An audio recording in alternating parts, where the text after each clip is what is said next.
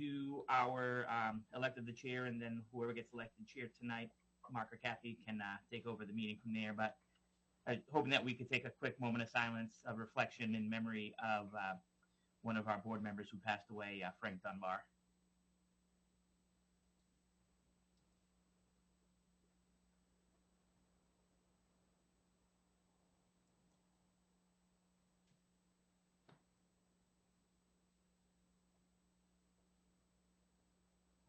Thank you. Frank served on this board, and not only as a counselor, but as a businessman as well. So again, my condolences go out to Jackie and the family. Roll call. Mark Eastman. Kathy Downs. Here. Jim Morrison. Jim Boothby. Here. Meg Key. She's on mute. I see she's there. Ron Russell is not here. John Paul Lalonde. Here. Rob Carmichael and Dick Peterson both contacted me, letting them know they would not be here tonight. Your next role is to elect the chair. I think Mark's doing a great job, and I think he should continue.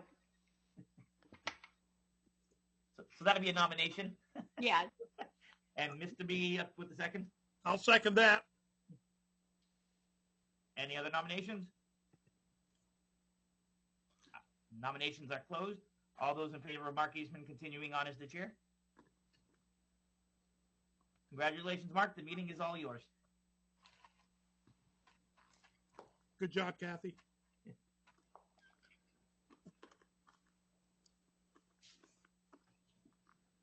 You're on mute, Mark.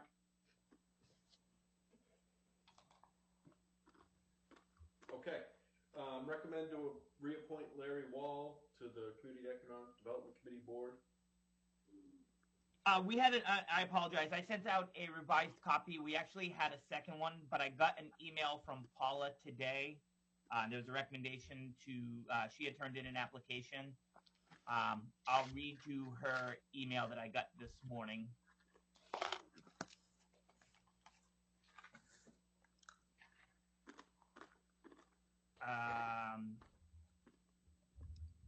Good morning, Rich. Thank you so much. It would be wonderful to serve on this important committee. Sadly, I have an unshakable commitment on the second Monday of each month, exactly when the Economic Development Committee meets. If there is a way to serve under that circumstance and I am approved, great, but it seems unlikely that would work for the committee. Please let me know how you would like to proceed. I'm okay, whatever you decide. I let her know that it's not my decision, it's the committee's decision. So typically we meet on the second Monday. We couldn't this month because the council has to appoint their committee assignments. And then we didn't do the third Monday because it was Martin Luther King. So for this month, we pushed it to the 4th. But typically we do the second Monday so we keep consistency.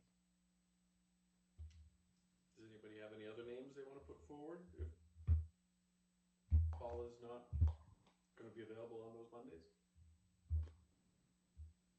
Rich, do you have anybody else? There was one other application. I didn't reach out to that person yet, but I can do that if the committee so chooses.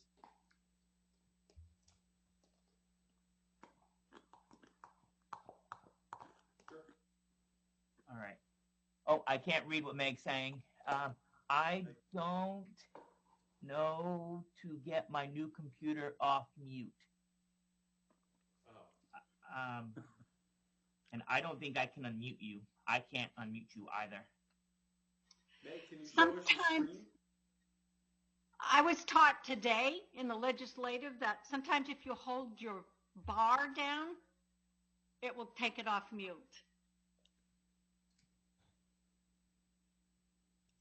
Is that the space bar, Kathy? Yes, the space bar, sorry.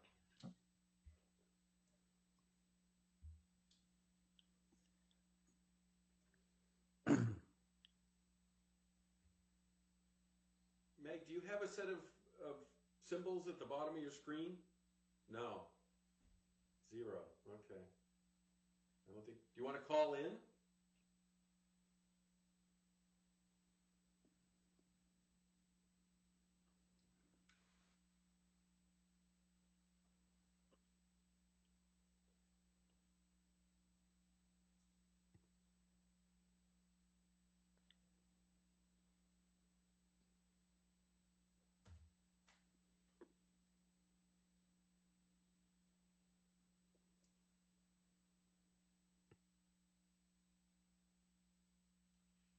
Number, yep.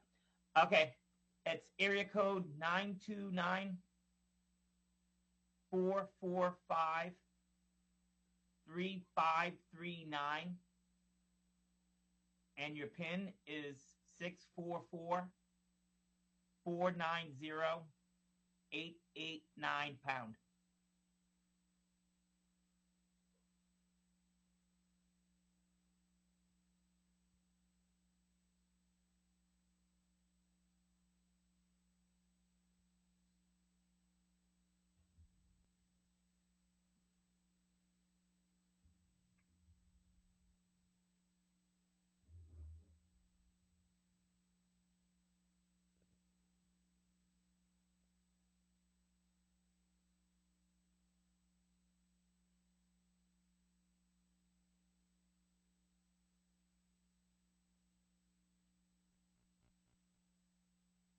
Hey, Jim, you went to the beach.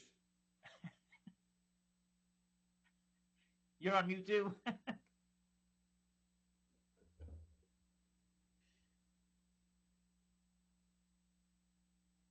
I'm back. Sorry. Technology's getting the best of us all tonight.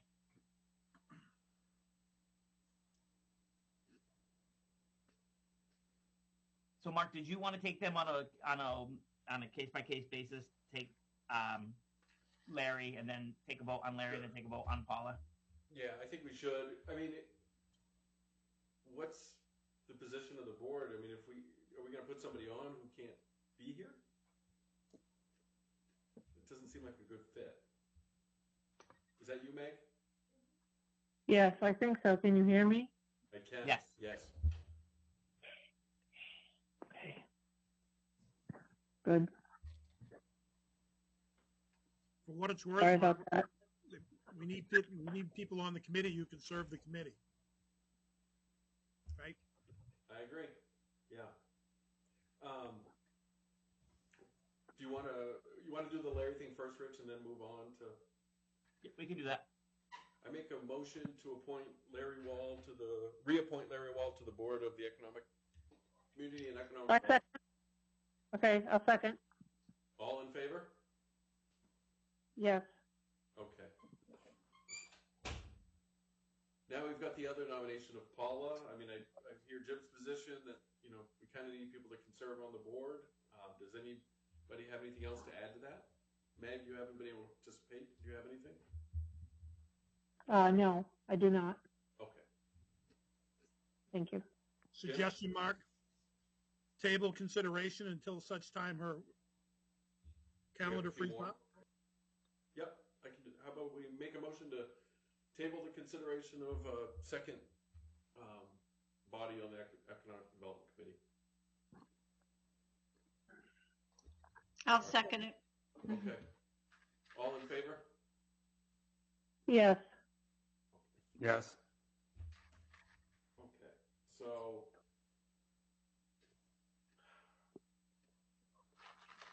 Rich, the follow-up discussion to retain, protect the retail core of downtown? Yes. After the last meeting, I emailed the group the very next day an Excel document of all the properties on Main Street, starting with Ming's Garden from 7 Main Street and going all the way down to Seaboard Federal Credit Union at 177 Main Street. That way the board could see the status of the buildings. The date I started with was November 30th, 2015, which is the day I was hired from the town of Bucksport. And then I went through till the day that this committee requested me to pull this report. So it went from November 30th of 2015 to December 14th of 2021 with all of the uses in each of those buildings to this day. I see. Does anybody have any questions on that or comments? No, it was very helpful. I hate to keep bringing up Roger Brooks, but our size town, he goes by the 10-10-10. 10 retail, 10 restaurant, 10 places open after 6 p.m. And I think we're a long way from 10 restaurants, 10 retail. It wasn't really even a combination of the two. So I think we need to keep this in mind. Sure. And I think the only alternative, or what we might have to do if we did create an ordinance like this, and actually this came out in a discussion with Tom Goodman, is that we would have to cover the building owners, those that are leasing. We would have to have a fund, within the town to cover them if somebody wanted to come in and rent as a service and they had to say no and wait for a retail or restaurant. I don't think any of them would wind up waiting for, someone to do retail or a restaurant at this point. Everything's full, and Diane from Huckleberry's couldn't even find a place to rent with the situation going on down there at her place. So anyway, I mean, we would have to consider, a fund that would be able to cover them. I don't think it would be necessary to use, but we would have to offer something like that as an incentive to have them hold off if we had an ordinance such as we're discussing. Well, this is an ordinance, Rich? That was the title of it was originally to discussion of a possible ordinance to retain and protect the retail core of downtown. But the committee wanted more research. Oh, that's right. You missed the last meeting. I'm sorry. So the committee wanted more research on each of the properties to see the trends. And I just didn't do last use to current use. I did it from the 15th through so we could see if there was any patterns of. So, for example, the Rosens building, it was a clothing store. So it went from retail to service because Heart and Soul was in there next. Well, excuse me. It was another retail because it was Davy Jones's Locker. Then it went to Heart and Soul, so it went to service. And then it went to Protocol and then to Pet Provisions. So it went from retail to service back to retail. And we did that with I did that with every building that's commercial or was commercial at any point on Main Street.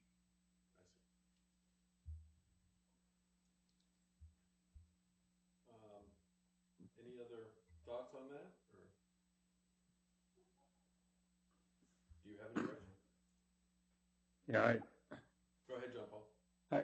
I certainly support the concept.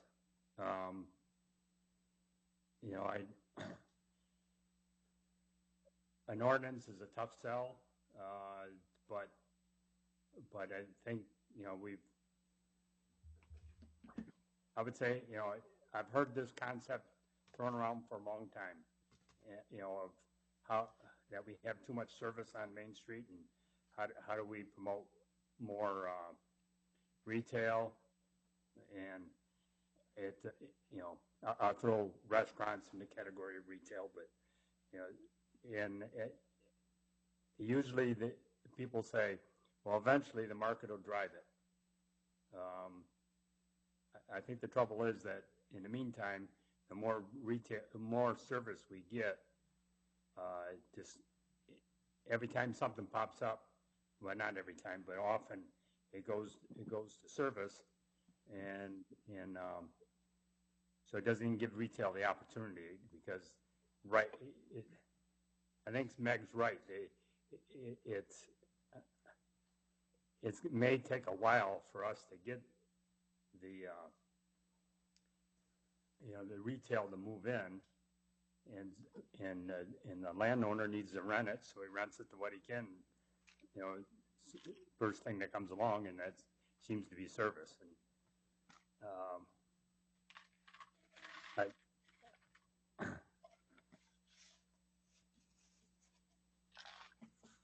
my concern is that when you reach a certain point that we're at right now, which is a very delicate balance, you start down a slippery slope if you start getting too many services in. And then it becomes much harder to pull in retail. And so if something's not put in place, my concern is that there'll be more and more services that will, and once you get beyond a certain point, people don't want to come in with retail or restaurants. They want a certain number of restaurants and retailers there to bring in a business to keep that balance healthy. And right now, we're kind of slipping the other way. Well, we're actually doing a lot better, Meg. 10 years ago, we were talking about putting residential on the first floor, so we have made some strides. Oy! That Oh, was what was no. going on because they couldn't fill the buildings. And I think we're going to, I mean, I fear that an ordinance is going to get a lot of pushback because if you can't fill your building, you're expected to take the loss. I understand the point about the fund, Meg, but that might be a tough sell. You know, to be handing out town money while they could rent it to somebody else could be a tough sell, in my opinion. What you might be able to do instead, well, first of all, you could certainly require the town in its land, which is a significant piece of vacant land, that they would have to make it retail and not entertain, residential. But the other thing that it seems to me, if you incentivized retail, it might make it more palatable for, retail coming in. So I would think maybe that might be the better way to go at this point. You're referring to like a monetary. I'm not sure how you would do it. I mean, maybe you could pay somebody's rent for a year. Well, that's what I was mentioning as far as No, but I'm incentivizing. paying a business's rent to incentivize them to come in, start a business. Of course, that's not going to go over well with the existing restaurants if you pay the rent of a new restaurant. So it's tough. I know it's tough. I didn't say it was going to be easy. Could you incentivize the property owners that if they lease their property to a desired business, that they'd have a reduction in property taxes? Well, I already know you can't do that because Okay. I proposed an idea to Sue about incentivizing development with a rebate of taxes. She says that we can't do a scheme like that, even though it amazes me that, big companies have schemes like that all the time.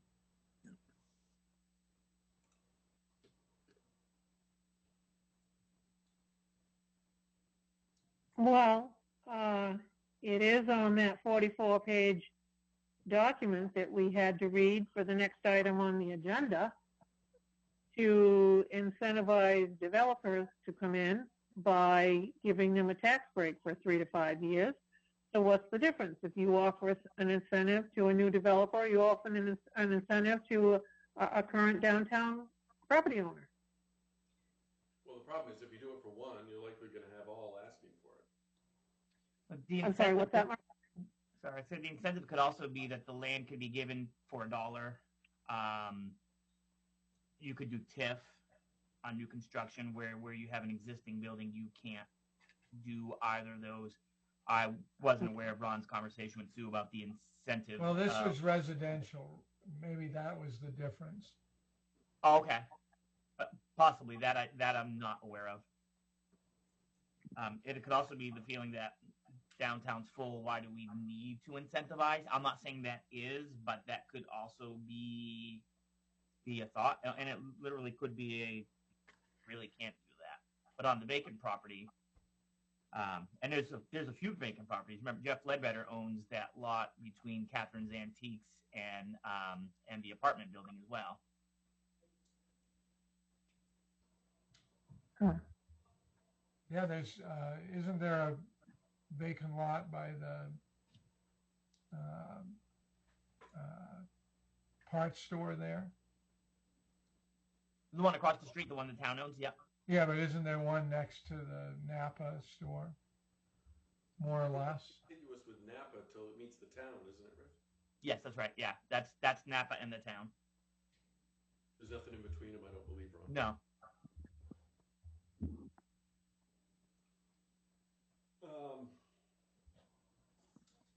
Well, you know, there's multiple ways, you know, potential ways. I mean, I don't think we know the different ways that we could do it, but I'd like to get a feel for the committee here. Just the general concept. Would we like to encourage more retail and less service on Main Street? Well, I think Anyone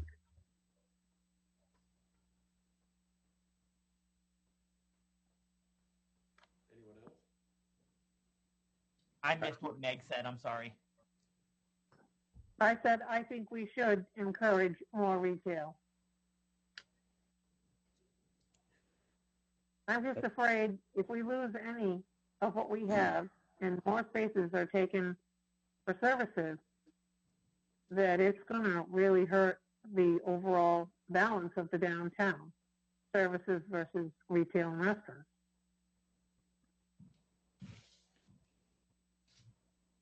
You need a certain number of retail and restaurants to maintain your downtown core as a so-called shopping district.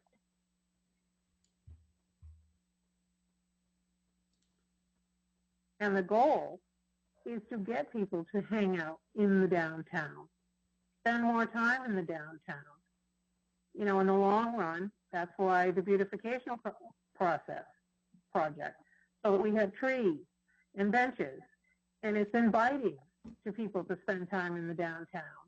Then there would be more people downtown in the evening, more people downtown in the day, more people spending money, more people spending longer in the downtown. I mean, what's the sense of going through all this to beautify the downtown if we're not even going to try to protect our retail core? Maybe what we And could when I do, say Meg, is- retail core, I mean retail and restaurants together. Rich, do you think you could get together with Luke and come up with what other communities are doing in this respect? Yeah, we can do that. And Meg's not here, but maybe she can hear me.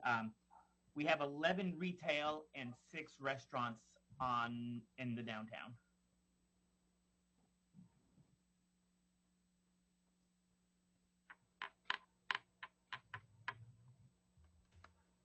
Are we waiting for Meg to come back, Rich? I think we can.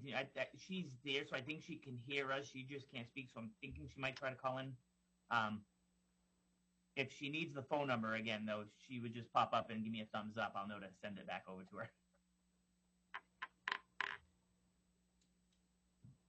Well, I mean, if we want to move on from this, the only thing I would add is maybe we could find some examples of similar-sized communities that have enacted similar ordinances are negative or just non-existent.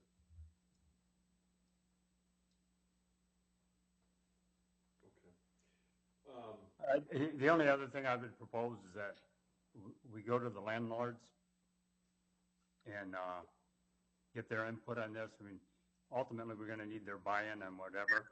So to include them in the process is probably a good idea.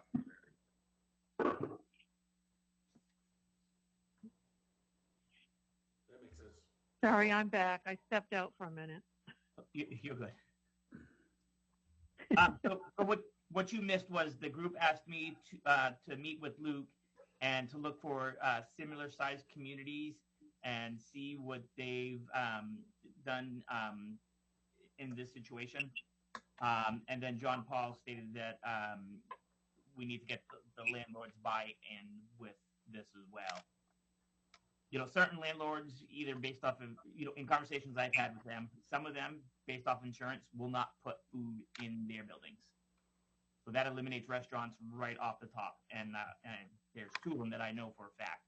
One who had food in there will never do it again because of what it costs to fix the building after that food place left.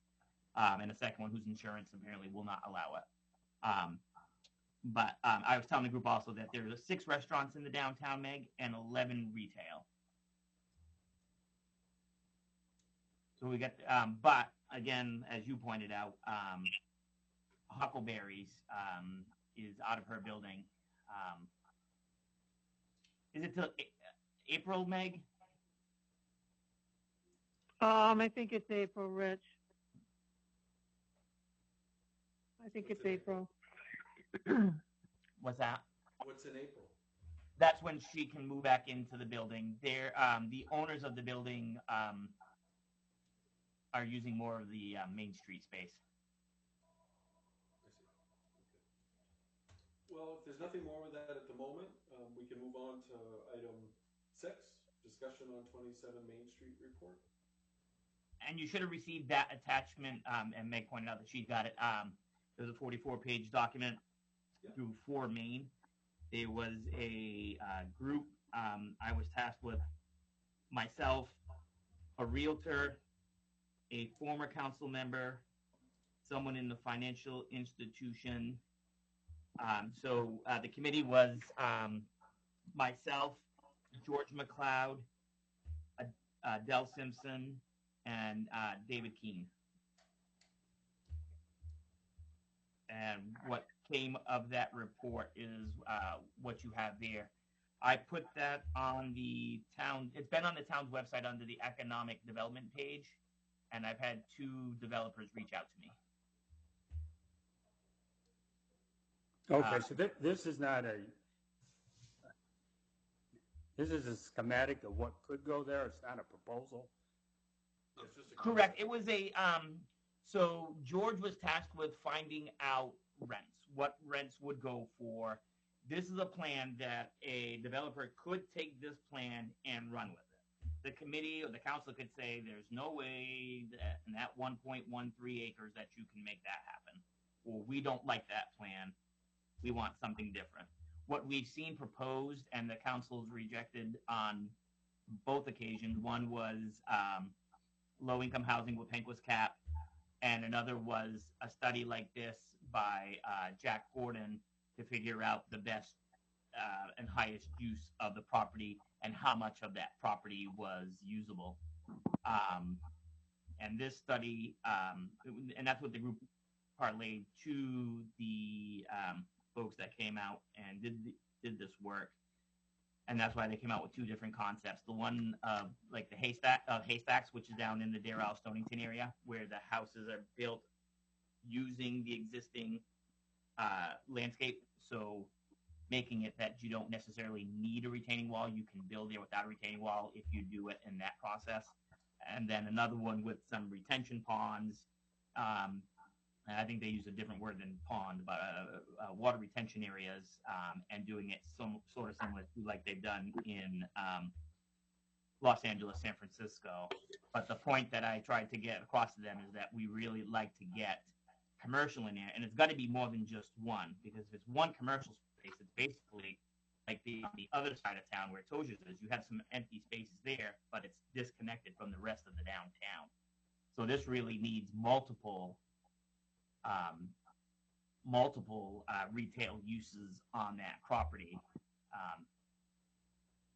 The one thing about this property is, unlike the other side of Main Street, the water side, this property does not have that rule where 50% of the Main Street level has to be commercial. But that's what the council would like to see. And we think, and I think as well, that it would be best for economic development if we did keep it to at least the 50% commercial. I'd agree with you. I thought it was a great proposal myself, with the multi-use, the 24 residential and the 12 commercial on the ground level. I liked it. And then I further went on to the forestry website and looked at what they're doing with forestry in Maine. I was quite impressed.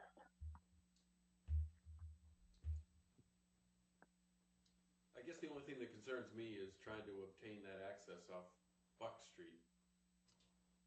I mean, if somebody knows you're doing a development, they're automatically going to want more for it. Right, and I think there was another side entrance too off of is that not Federal. You talked about coming off, was it Federal or no? Mill. Mill. No, not Mill. No, the one in between Federal and Mills here. Then there's one more. Full Street. Full Street. Thank you, Ron. School Street. But where would you get the access on the School Street side? There's not even a place. I drove by there and I couldn't figure that out either. I need to have this schematic and go over there and look at it with the schematic. I couldn't even find it on the. Where was it on the drawing, Rich? Bear with me 1 second. I'll bring it right up.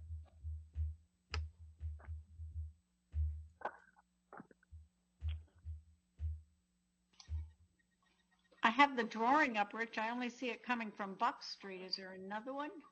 Yeah, if you look on page, it's not listed as a page number on for me here.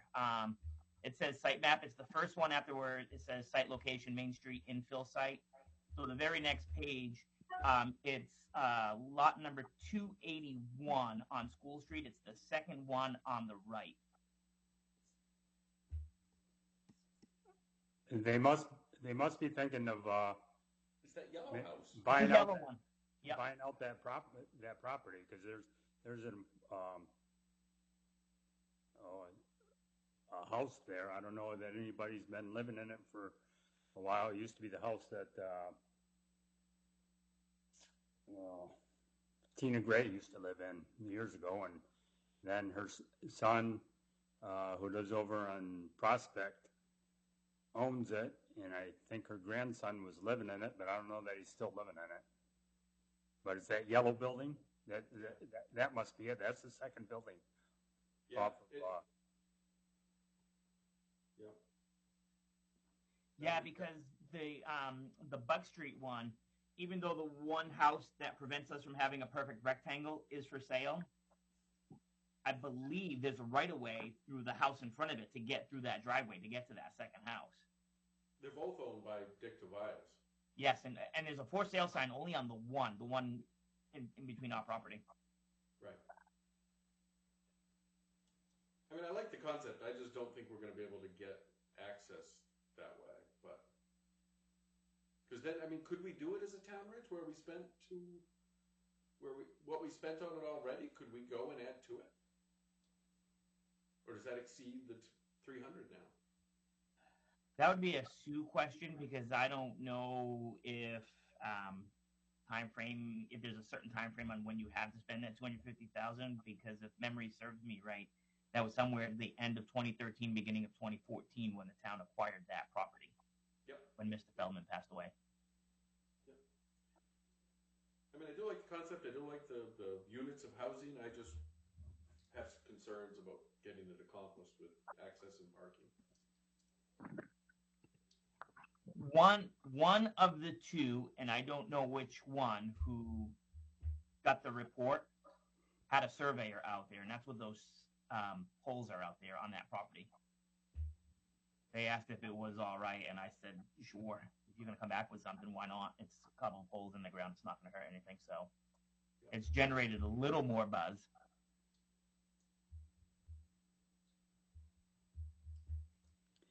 Are you looking for something from us on this, Rich? A recommendation or something? Or? Well, yeah, we can do a couple of things. Obviously, I sent this to this committee and also the town council, but we could send it out and get requests for contractors, or developers, excuse me, to see if anybody would be interested in doing one of those models, having any interest in doing that. Think you Or get an we can article let- maybe in the Bangor paper or something, Rich? Maybe see if anybody picks up on it. We can do that. Rich, a couple thoughts that I have. One, I like the concept. I mean, the property has sat vacant for a long time now, and it seems to be something that we can move forward on, or and modify as we move along. But at least it's a concept. We haven't even had that until now.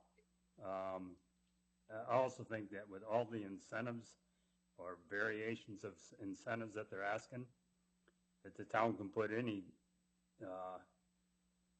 restrictions or ask on it that they want.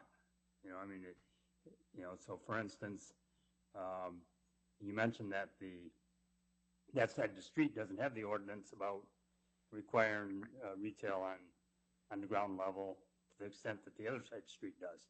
Well, I don't know, I may be wrong, but my thinking is that that's part of the agreement with the incentives, that you don't need an ordinance change. It's just tied to the incentives that you'd be given. Or, you know, a deed restriction, John Paul, that said it must be commercial on the first floor would work as well.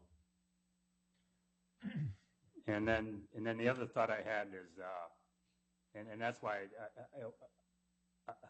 I didn't know that this, I was thinking this was an actual proposal, but, you know, we don't have to dictate the architecture, but it'd be nice to have it something that melds into a New England town as opposed to what it looks like in the schematic. I don't want to be a buzzkill on this, but I did just take a mortgage on the property I did on Central Street, and I didn't really have any plans for taking the mortgage other than I just, you know, saw it sitting there. I operated it for going on 2 years, has good cash flow, but the appraisal I got was laughable compared to what I put in it. And now they said I could have got a full-blown business appraisal, but I'm afraid that what's going to happen is that if a developer comes in and seeks financing, and they use in their business model current rents, both for businesses and for residential, you're going to have a hard time getting it through unless somebody's got a whole lot of money they want to put at risk. I mean, in my particular case, they don't have a model for Airbnbs.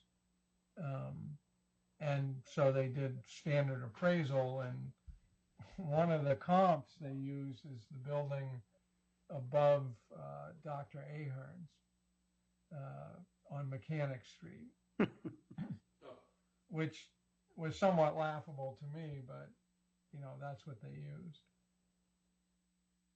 Compared with, you know, what I did versus that building. So it's a real problem.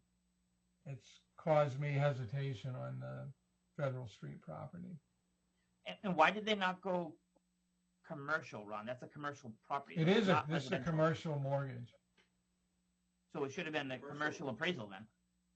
It was, but, you know, for properties under $1 million, they use this special, it's sort of like a Main Street program. And, you know, if I graduated to the other one, it would be more than that. So, you know, you would go in but they're still, just as an FYI, they're not recognizing the Airbnb model. I mean, the cash flow on that building is excellent. It's, and of course, a full-blown business appraisal is about $5,000.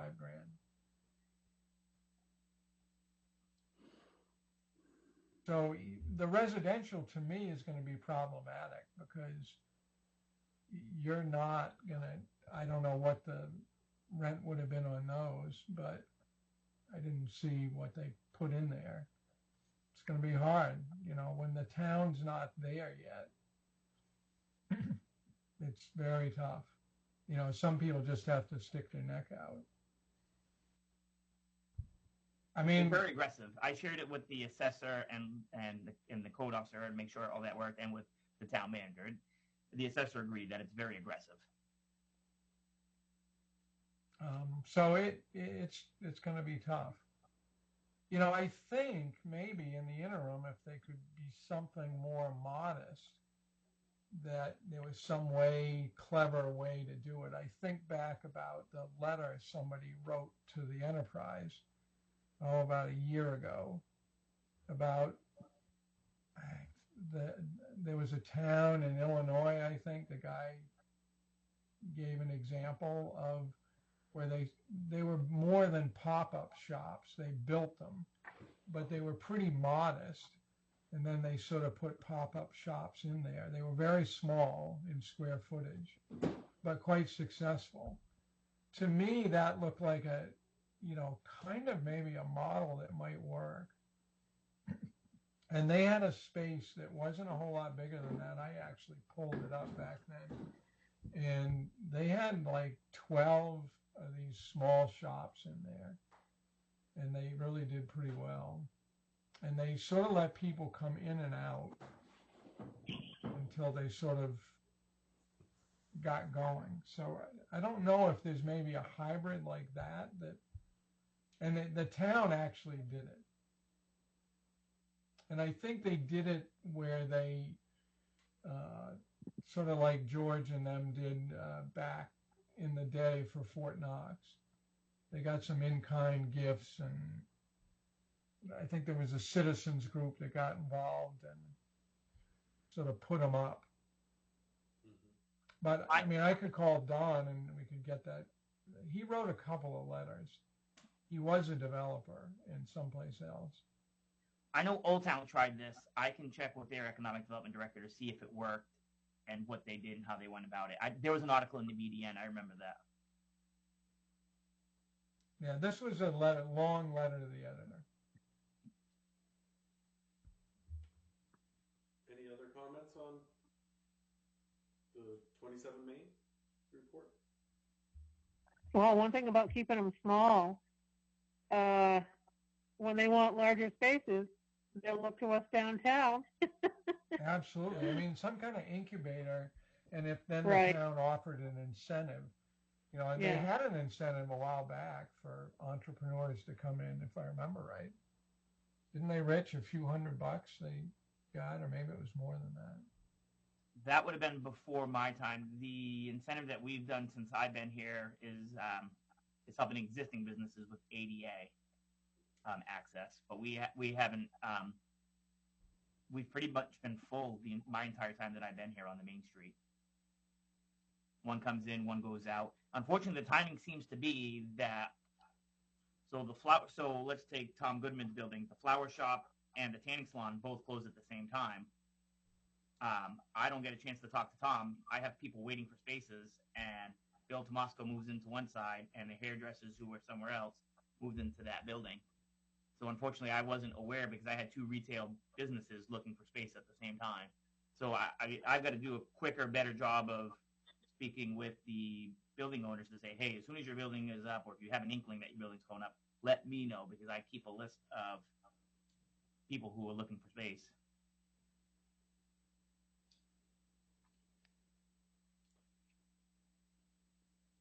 Do you want to move on to item 7? Yep, we can do that. So, so events are starting to come through and roll in. The cruise ship schedule is already online. We'll get that out to the businesses. The first one that's coming up is Bridge the Gap Race. Gary Allen submitted the application. As an FYI, those are supposed to come through. Events are supposed to come through this committee. This committee funds the groups in town, so the groups are supposed to present to this committee, and then it gets a review from the code officer, police, and fire, and then the council makes its recommendation based off of that. I mean, if this committee offers to pay for the groups and recommends that the groups get paid, I don't see why it gives you guys a knowing of what's going on before it goes to the council, or not knowing what's going on in town. So the first one is Bridge the Gap, May 7th. Gary Allen filled out the application. So as of the way that he filled out the application, it seems like it's only going to be a race. I've had a conversation with Brother Don who talked about possibly putting a beer tent out there that he would like to do, but without it having any plans put together. Something like that can't happen without it going through police and fire and codes. As of right now, the only thing that's going to happen is the race, unless Main Street Bucksport or another organization wants to pick up additional features of that event. And we're at January 24th for an event going to take place on May 7th. So that would have to happen pretty soon. Rich, question on that race. Yes. One time that was used as a fundraiser is that no longer? No, so what happened was, you're right, it started out as a fundraiser. There were a few people, I believe, on your school board committee actually who would run it. And my first week at the job, they asked if I would take it over. They were relocating. I was getting my feet wet, knew nothing about races, and I said I couldn't, because if I remember correctly, they used to park up at the middle school. The buses would take them over to the fort. They would use the facilities at the middle school for showers and all that good stuff. And then the funds would go to the scholarships, I believe, at the school. Then it came to Main Street. Main Street Bucksport took it over because I couldn't take it over. Brooke worked with Gary Allen. And as far as I know, I haven't seen any financials. I don't know how it works. How it was explained to me is that the money raised in sponsorships goes to Main Street Bucksport, and the remaining monies go to Gary Allen. And I don't know if he donates back. I heard from Dean that even though they didn't hold the race last year, that Friends of Fort Knox got money from Gary Allen. So like I said, without seeing the breakdown or having a conversation with Gary to know how this all works, it's not like how it worked in the past, though. That'll be good to know more details. Well, it definitely would, because the Millinocket race, there is no entry fee. Right. And they're bringing in millions of dollars, and we don't have any figures on what it's doing here for us. Yeah, my concern is it's a race that started off with great intentions and now is being taken over by someone outside of the community, and the community's not benefiting to the level it should benefit.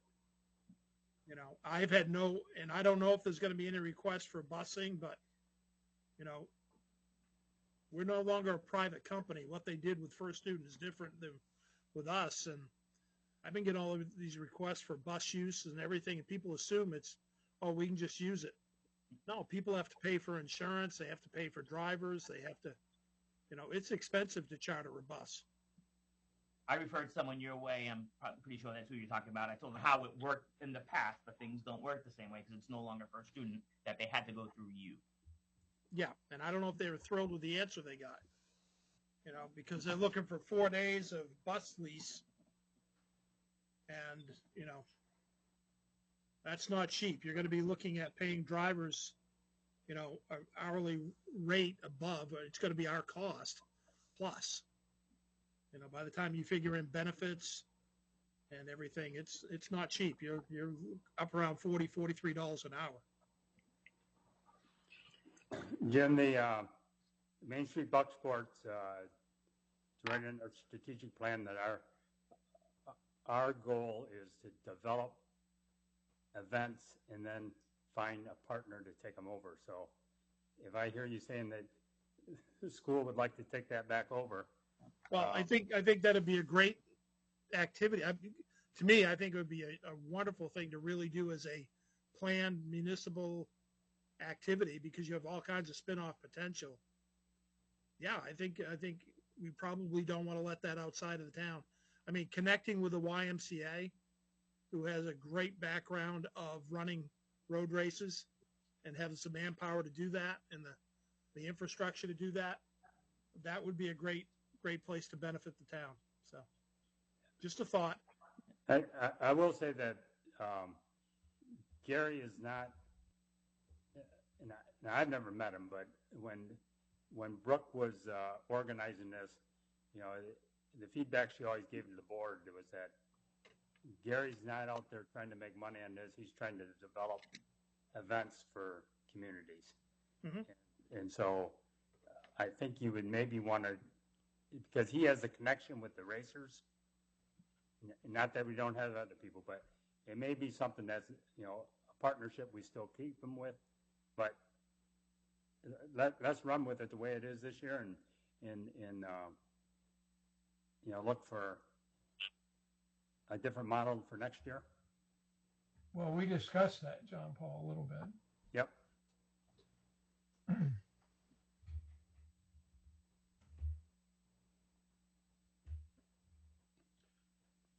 The next one's Bay Festival. So the council approved last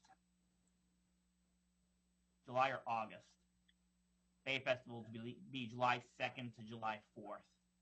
I just got an update from Jacob that Terry's requested to amend her application. And I just got it today, so I wasn't able to get it out. But she would like to make it July 1st to July 4th. And she would like to use the following locations, which are an add-on. The Old Mill parking lot. This area will contain a carnival. I'm also requesting an extra day to be added due to the amount of time it takes for carnival to set up. They will have to set up days before and have the carnival up and running by July 1st. So the festival will be July 1st to 4th, 2022. Old Oceans has given me permission to utilize that area and have been added to my insurance along with the town of Bucksport. Also, a dunk tank will be in this area. Reggie Ginn softball field. I would like to add this area to the festival for the music, which will be one full day instead of multiple days. There will also be beer and wine that will be there. They can sell from the concession stand, and the area is already fenced in to keep alcohol in a confined area. Waterfront walkway. The vendors will be here as they have been in the past, so the town dock entrance and marina entrance will need to be closed. Gazebo. A pageant will take place here. Main Street. A parade will take place on the usual route. Fireworks. Pyro Company can't do it on the 4th of July because they are already booked, but can do it on July 1st, which would be the first day of Bay Festival. Fireworks will be either at Fort Knox, Verona Boat Landing, or a barge. Pyro Company will get all the necessary permits and permissions. And these, as I get these applications, will be presented forward at the corresponding Economic Development Committee meetings. I just want you to have a heads up. Like I said, this came in at 12:01 this afternoon.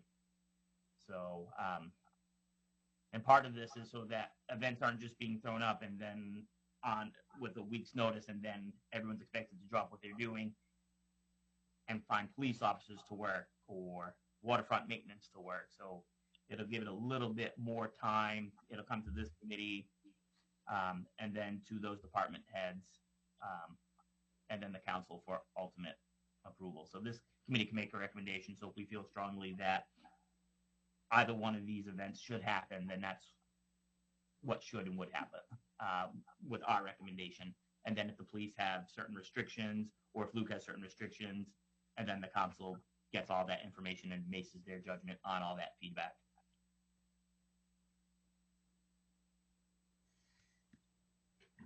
So that's a lot different than how that's been handled in the past. It's usually been on the walkway and on Main Street. So as a heads up. And then the last event is August 6th. It's the Grand Fondo Hincapie event. I don't know if you Google searched it or not, but they're driving through Bucksport. We're not a stop. It was, they were looking for somewhere up in the northeast, and it came down to the greater Bangor area from Bangor to Castine, and then it came down, the other area was Westbrook. So we met with David, Deputy Chief Winchester, myself, we're part of a committee with folks from Bangor, Brewer, Castine, and we pitched the area and support to have the race there. The commitment from Grand Fondo is at least 3 years with the potential to grow each year. They celebrated 10 years in Greenville, South Carolina, and Bangor will be the first event in the northern half of the United States. Excited to host between 500 to 800 riders starting and finishing on the Bangor waterfront. The cycling event will have an 80-mile, 50-mile, and 15-mile ride along with an event on the waterfront. The route has been identified with which will bring riders through Bangor, Brewer, Bucksport, Castine, and then back to Bangor.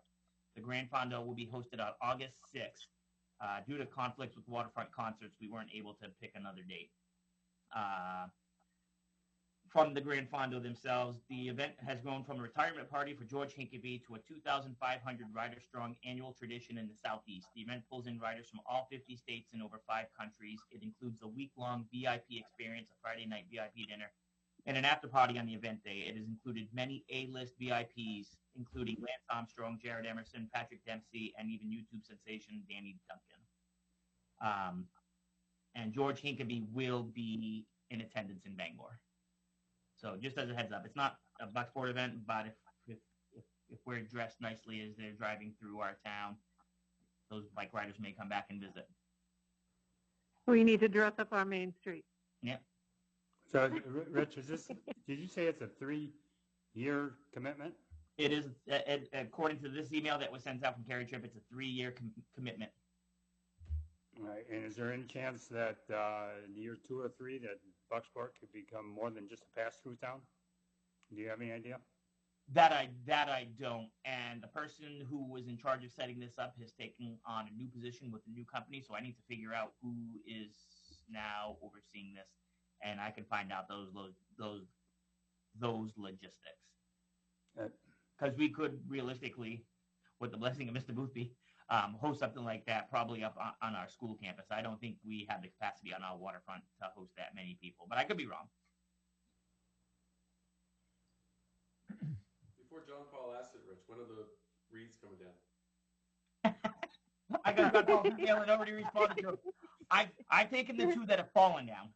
The one over by Sawyer's that was in the parking lot, and then the one over by the hospital. It was my understanding they were coming down this weekend.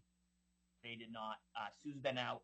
I didn't want to bug her today about it. I will talk to her about it tomorrow. Of course, we are expecting a good-sized storm, I guess, tomorrow. So my goal is to see if Public Works will help me take it down Wednesday or Thursday. Mark, I sent an email to Rich and told him I wouldn't pick on him during the meeting. Why'd you send one to me telling me to bring it up then? No. All right, so new business, board or public? We don't have much public, but anybody on the board have new business? I finally figured out my new app here on the computer. Good. That's good.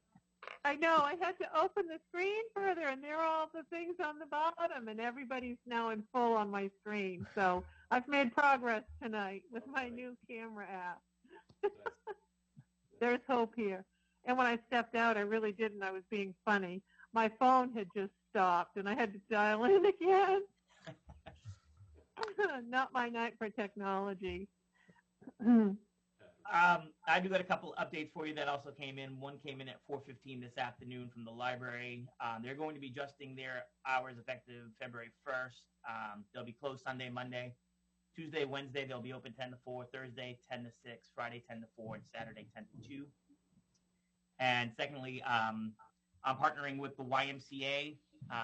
There haven't been any rec dances or school dances, so we've had some negative feedback in regards to the ice rink. We have ice. We have lights.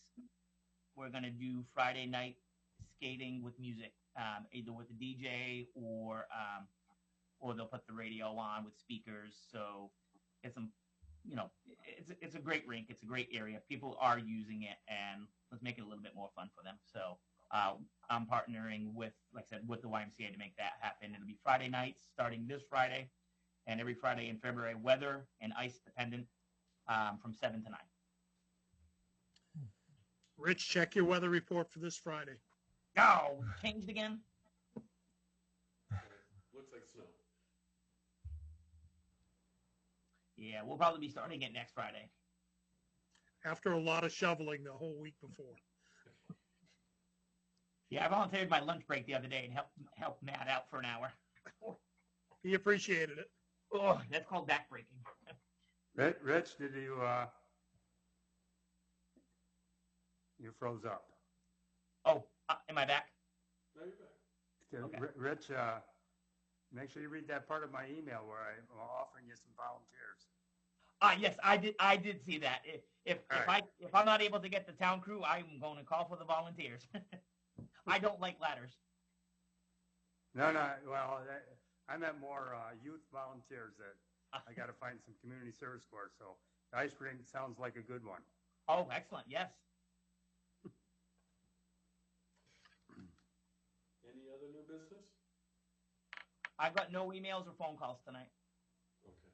I got one question for you, Rich. What is the latest with the glass cow? It was sold, and Yep. neither Luke nor the assessor nor myself have heard from them. I don't have any contact information. I know who bought it because it's at the Registry of Deeds. I have a contact of a contact who was supposed to get me the information, but I'm going to have to reach out to him. He was out with an illness and was incapacitated for 5 to 10 days. Tonsillitis. But the deal is finished. It went through. The building was sold. Yep, you can find that right on the registry of deeds. That's where I had to find it to make sure it went through.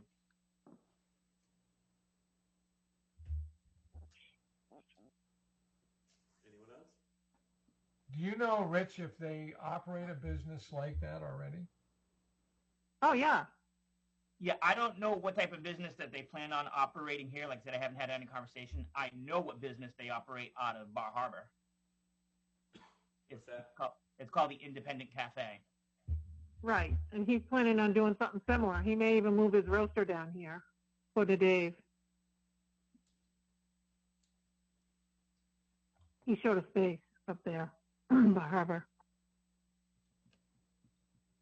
All right. Which could be good because we could be up to 8 restaurants and an ice cream parlor within the next 6 months. I know. I'm counting. I only counted 5. I must have missed one. Verona Wine and Design, the Friars, Bucksport House of Pizza, Oh, the Friars. Cloud, I missed that. Warren's, and Ming's. Yeah, I got it. Ice cream. They do count ice cream places according to Roger. So yeah. And I the new business. Yeah, we count them all. So we've got 7, and then on the other side of Main Street, which used to be Main Street, you got Glenn's up that way, Subway, McDonald's, and then Carrier's Crosby's. It's a lot better than when I started in 2015 because we only had Jeff Ledbetter's place and Bucksport House of Pizza and Ming's, and of course the Dairy Port. That was in what, 2015? That was in 2015. Verona Wine Design, the Friars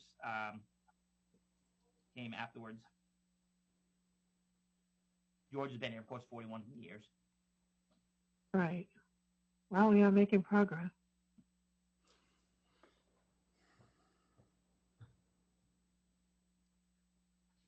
All right. So, if there's no new business, I had on the calendar the second Tuesday in February the second Monday in February is the 14th. It is Valentine's Day.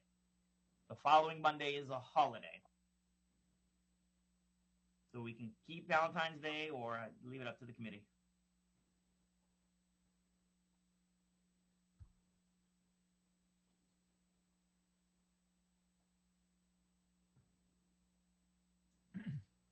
I don't know, it sort of sounds problematic to me.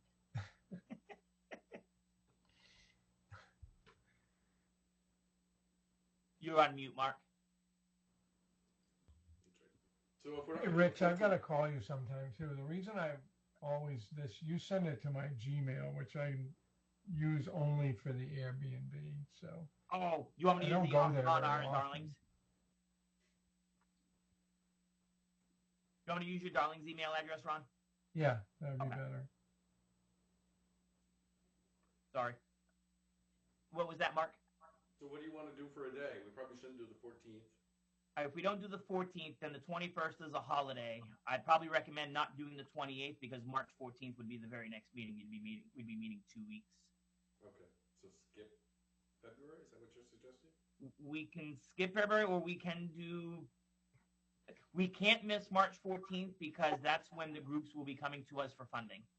Okay. They have to have their stuff in beforehand. You want to do the 15th and do it Tuesday instead?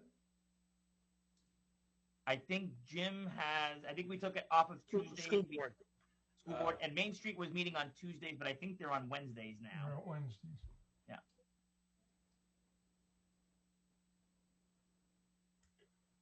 Well, short of moving it from a Monday, I don't see any days working next month.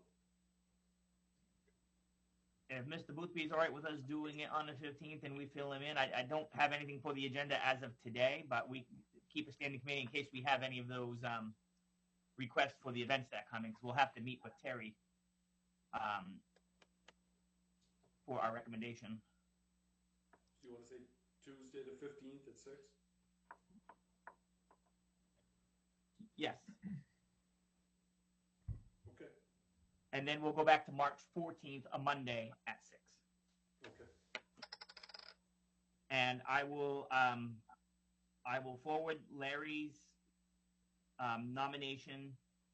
I'll ask Sue to have a appointments committee meeting prior to the February 10th council meeting. So Larry will be able to join us in February. Okay. Sounds good. Item 10, adjournment. Is there a motion to adjourn? So Okay. moved. Motion to adjourn, second. All in favor? Yes. Thank Thank you, you. everybody. Have a Thank good you. night. Good night. Night. Aye. Aye.